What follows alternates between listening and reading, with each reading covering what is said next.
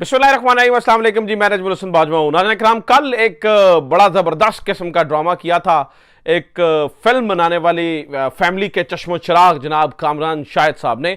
चूंकि उनके अब्बा जी जो है ना वो फिल्में बनाते रहे हैं और फिल्में करते भी रहे हैं, बड़े अच्छे हीरो रहे हैं, लेकिन ये बड़ी एक फ्लॉप किस्म के जो है ना वो फिल्म साथ साबित हुए। अच्छी फिल्म नहीं इनसे बनी।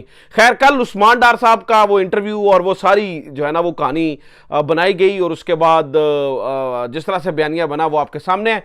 आज मैं आपको एक और बड़ी खबर दे रहा हूं, वो ये है कि इसी तरह का एक और इंटरव्यू जिसको रिकॉर्ड भी कर लिया गया, जो कि इतने ही बड़े लेवल का इंटरव्यू था, जो कि इमरान खान को बदनाम करने के लिए था या इमरान खान के ऊपर इल्जाम तराशी करने के लिए था या सिर्फ इस मकसद के लिए था कि किस तरह से इमरान खान को फंसाया जा सकता है। वो इंटरव्यू रिकॉर्ड हुआ है, उस इंटरव्यू की सारी तैयारी हुई, लेकिन ऑन एयर करने से पहले उस इंटरव्यू को रोक दिया गया। ये क्या गेम है?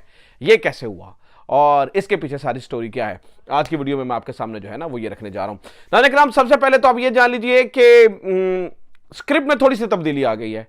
पहले होता यह था कि लोग उठाए जाते थे, गिरफ्तार होते थे या कहीं भी जाते थे तो उसके बाद वो प्रेस क्लब किसी का दरवाजा खुलता था, बिलखुसूस इस्लामाबाद प्रेस क्लब का दरवाजा खुलता था, सामने तलस्माती जादुई कुर्सी होती थी, उसके ऊपर आके बैठते थे और ये मजम्मत करते थे 9 मई की और इमरान खान के खिलाफ बोलते थे। ठक, आपके केस खत्म, कहानी खत्म, गए।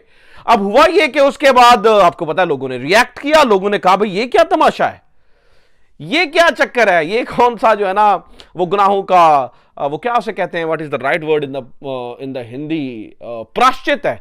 ये कौन से गुनाहों का प्राश्चित है कि आप मुजरिम ठहरे हो या मुलजिम ठहरे हो और आप आके प्रेस कॉन्फ्रेंस करते हैं और निकल जाते हैं। तो फैसला साजों को ये लगा, या जो भी फैसला करने वाले हैं, जो भी इन सब चीजों को प्लान कर रहा है, जो भी कुछ कर रहा है, उनको लगा यार ये गेम तो खराब है। तो उन्होंने एक नई तरकीब सोची।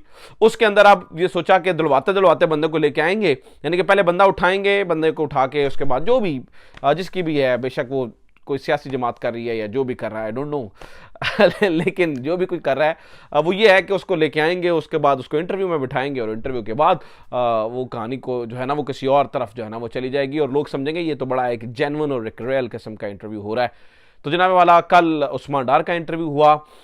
उसके बाद इंटरव्यूज की एक पूरी जो है ना वो किस्त तैयार की गई थी, यानी कि एक ट्रेल थी इंटरव्यूज की।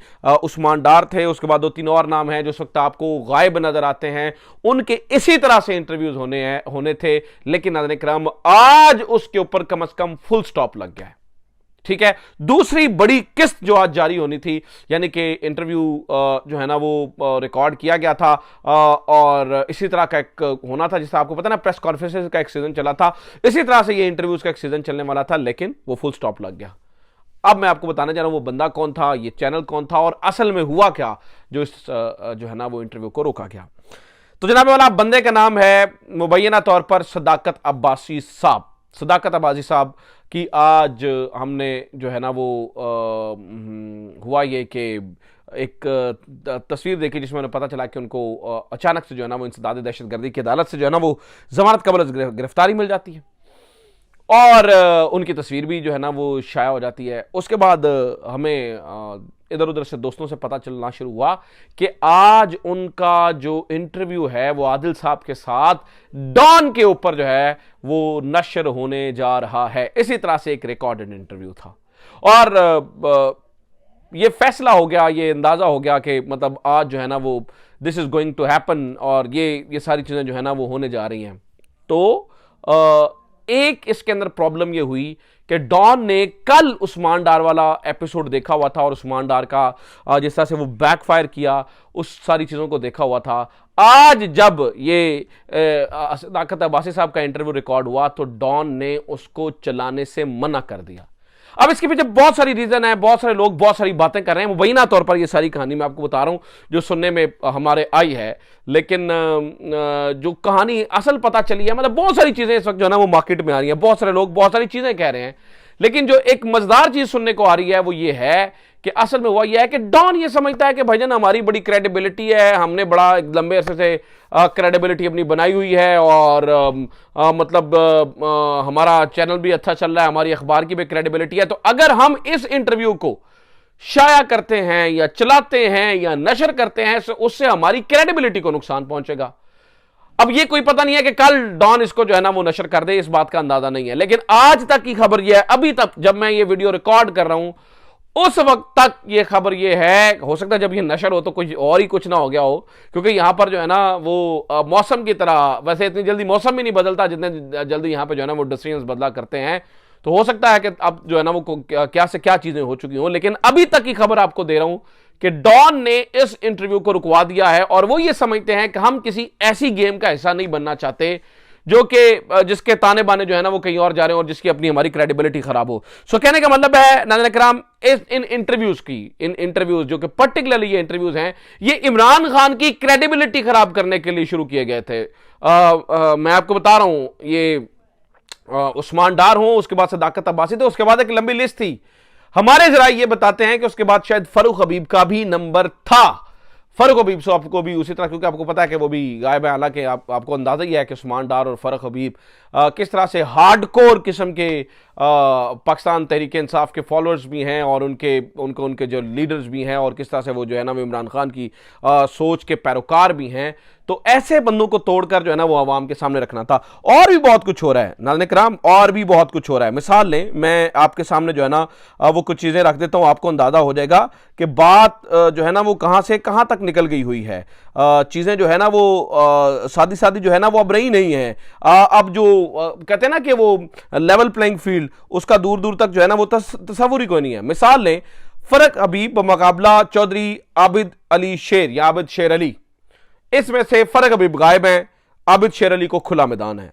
सदाकत अली अब्बासी बामुकाबला शाहिद खाकान अब्बासी, शाहिद खाकान अब्बासी का अभी और मामला ही अपना और नजर आ रहा है, बट सदाकत अब्बासी गायब, पीछे से शाहिद खाकान अब्बासी को खुला मॉल।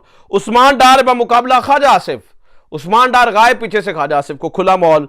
शेख रशीद बामुकाबला शकील अवान, शेख रशीद लापता और शकील अवान जो हैं उनको खुला मैदान मिला हुआ है। यास्मीन राशिद बामुकाबला मरियम नवाज, यास्मीन राशिद साहिबा बिहाइंड द बार्स और मरियम नवाज साहिबा को खुला मैदान मिला हुआ है। तो कहने का मतलब है जो बड़े बड़े लीडर्स हैं उनके हलकों को सिक्योर किया जा रहा है। So what do you think, इससे मैटर, ये मतलब आपको लगता है, मतलब क्या ज़हन में आता है, आपको लगता है कि ये इन सारी चीजों से कोई फर्क पड़ेगा? ना मुझे लगता है कि इस वक्त बल्ले का निशान, आप खंबे का यानी खंबा हो या बल्ले का निशान हो, मतलब खंबा भी अगर बल्ले का निशान लेकर खड़ा हो जाता है तो वो किसी भी इनके बड़े लीडर से जीत सकता है। सिचुएशन इस वक्त ये है।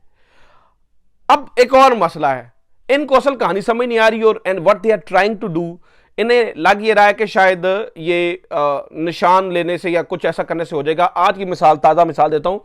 पता चला जनाब कि इस्तेकाम पार्टी वाले जो हैं वो बल्ले का निशान लेने के लिए फिर रहे हैं कि हमें बल्ले का निशान मिल जाए। सो मैं इस बात को समझने से बिल्कुल कासिर हूं कि शायद उनको बल्ले का निशान लेकर क्या मिल जाएगा, क्योंकि मुझे लगता है कि इमरान खान अगर ये कह देंगे कि कल का हमारा निशान सोफा है तो लोग सोफे के ऊपर ठप्पा लगाना जो है वो शुरू हो जाएंगे। So this is the story, this is the, मुझे लगता है कि चीज़ें देखते हैं आगे आने वाले दिनों में मजीद तब्दील होंगी। अपना ख्याल रखिए, खुदा हाफिज़, पाकिस्तान जिंदाबाद।